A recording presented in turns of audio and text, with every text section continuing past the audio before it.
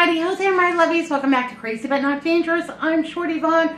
Welcome to the PM edition of my holiday Thanksgiving extravaganza. Now, Andrew and I, we've had a wonderful day. We have made the rounds. We've said hello to relatives. We've squeezed people. We've given big smooches. We've seen friends. We've seen family. We've been grateful all day. We've had a wonderful time. And I am so filled with the holiday spirit, I decided tonight that I was going to go ahead and put up one of our Christmas trees. What I'm going to put up is our aluminum Christmas tree. I bought this at an antique store in Bakersfield, California about 25 years ago when we were there to visit Andrew's parents.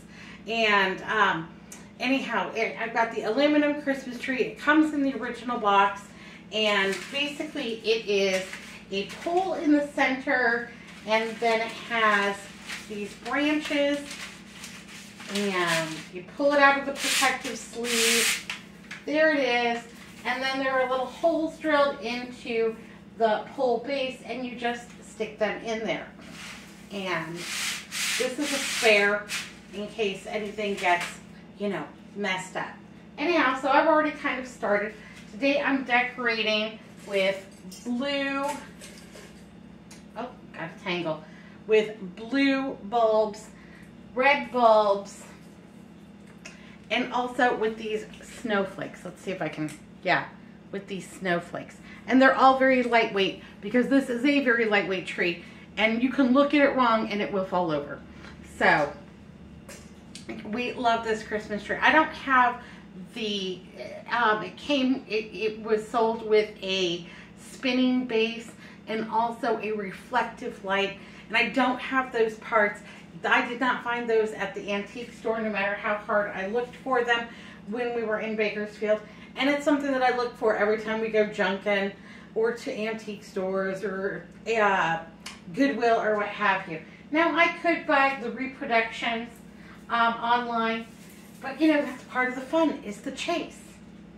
Absolutely. So I am going to go ahead and get this Christmas tree decorated. While I get this all going, I'm going to tell you a story about my sister Sherry. She is number 3 in line. So it's Sandy, Patty, and then Sherry. Sherry is a character. I just adore her. And let's go ahead and we'll, we've got a candle burning. I'm burning, it's called Winter Balsam. I got that over at the Aldi. They are $5 a piece. It's a nice 3-wick candle, and they last quite a long time. They're a pretty clean burner, and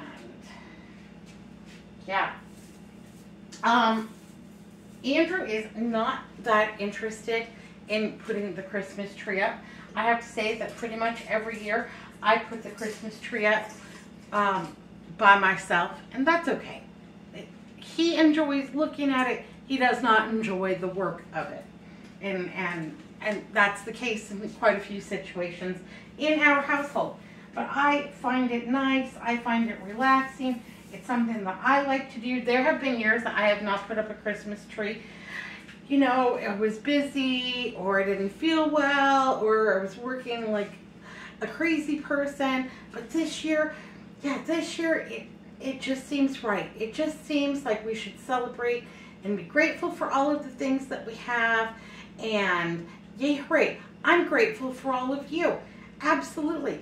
This year, I'm grateful for, it's not the greatest house, but it could be worse. I'm grateful for a place to live. Grateful for food in the refrigerator. I'm grateful for friends and family. I am grateful that I am a person who has a lot of people in their lives. And I'm grateful for all of you. You don't know how much I adore all of you. I love y'all. Thank you so much. Every time I post videos, you're watching. You love your comments and your likes and your shares and your subscribes. And I couldn't say thank you enough if I wanted to. Anyhow, so I'm going to tell you a little story about my sister Sherry. So my sister Sherry and her husband Danny have always been big influences in my life. I was a flower girl at their wedding. Anyhow, they always wanted to live in San Diego. they had an opportunity to buy a fantastic house at the very tip top of a mountain in San Diego. And the clincher of it was they could get it on the cheap because there was a road to it that was paved and wonderful.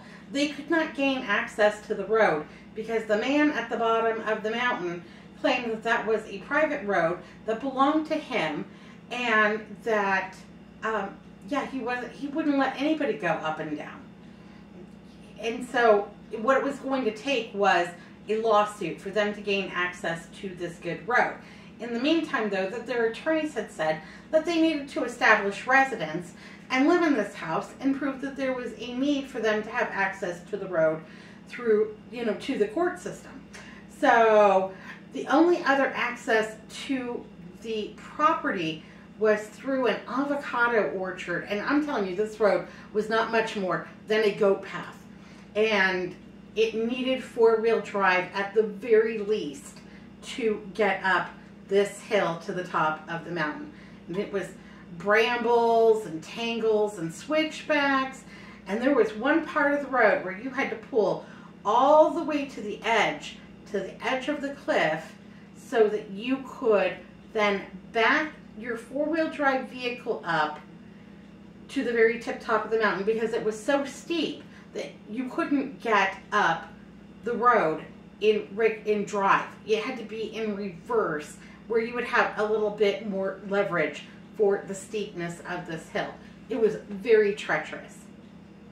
My sister and her husband, in their determination, bought this house. They bought a World War II Jeep, a Willys Jeep, and they had to establish residency. So they sold their house in Arizona, and they moved all of her furniture on the back of this World War II Willys Jeep, including her baby grand piano. And they filled this big, beautiful house with her furniture, and it was easy enough to get the electricity turned on because you just called a number and they just, did something down at the bottom of the mountain. No big deal. But when it came to the gas, and that was how they had hot water, there were weeks that went by and they had no hot water because they were having difficulty getting the gas turned on. So they called the gas company, and the gas company says, oh, no, you can't block off a road from utilities.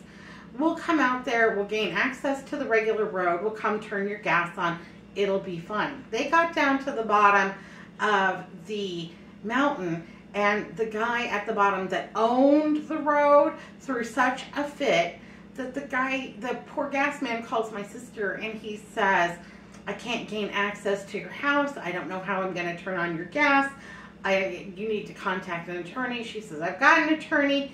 She's like, well, we're going to need an injunction. She's like, I've gone 2 weeks taking cold showers.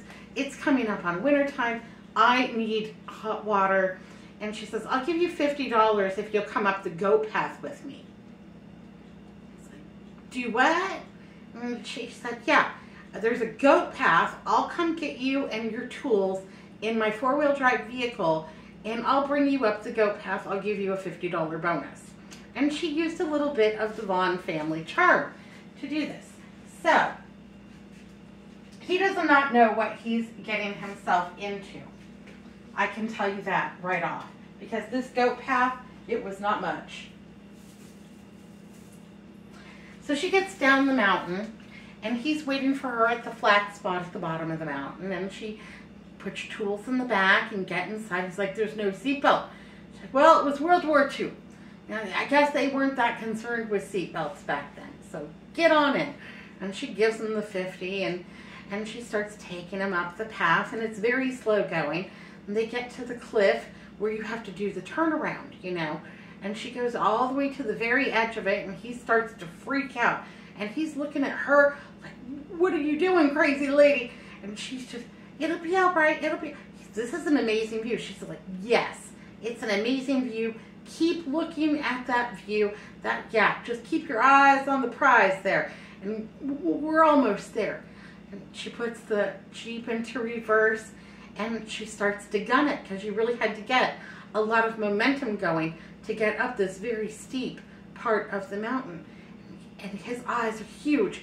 His eyes are just bulging out of his head, and all of the blood has just, yeah, he's completely white. He's just terrified. What are you doing? What are you doing, crazy lady? And where are you taking me? And I didn't sign up for this. Yada, yada, yada. We're almost there. You'll be fine. And yeah, she pulls up and backs into the driveway and then pulls around to the front of the house, and there you are. And he gets out and he looks and he's like, this is amazing up here. She's like, yeah, I know, it's worth it, right? He's like, no, there's no amount of money worth it to do that road. And you better hope that you never have a gas problem, because I can tell you right now that after I turn your gas on, I'm never coming back. I'm putting a note into your account, and nobody is going to come back up here until you gain access to that road from the psychopath at the bottom. And he turned on her gas, and it was hot showers. But anytime you went to go see my sister in San Diego, what you would do is you would drive to the Safeway. And that was kind of down the street from the bottom of the mountain. And you would call her from the Safeway, and you would tell her, hey, we're here. And she would bring the Jeep down, and you would climb into the back, and she would take you up the mountain. And then you would get to that one part, and she'd back you up all the... And after a few years, they got a Jeep Grand Cherokee. And so that was nice, because that was much nicer than you hanging on for dear life, or her having to make 3 or 4 trips, because it was like a family kind of a thing. There were times that it was me and Melissa and Mark and Jackie and Patty and Robert and Andrew, and she'd have to make 3 or 4 trips for people and luggage, and you're all just hanging on for dear life. And anyhow, the story had a great happy ending, that she eventually did win her lawsuit, gained full access to the road, and they had a wonderful life in San Diego. They enjoyed living there so much. And you would go out on her back balcony. Hello. On her back balcony. You could see all the way to the ocean. Every night there were fireworks at SeaWorld. So every night was like a fireworks extravaganza. And off the back of the property was National Forest. So you didn't see anything in that direction for miles. And it was, yeah, fantastic. My sister Sherry has such determination, and she is a kind, gentle, and wonderful soul. And I was a flower girl at their wedding, and that's super fun. So there's a huge age range difference between all of us. My mother had babies for decades, and child rearing for decades. Absolutely. Okay, so that is a little story about my sister Sherry. And she is number 3 in line, one of my favorite and most wonderful sisters. And if she's watching, big old smoocheronies to you, baby. Big old squeezies. I think that this looks fun and festive, and like one of our Christmas trees. I've got time to work on it, but I think that gives us a good start to this holiday season.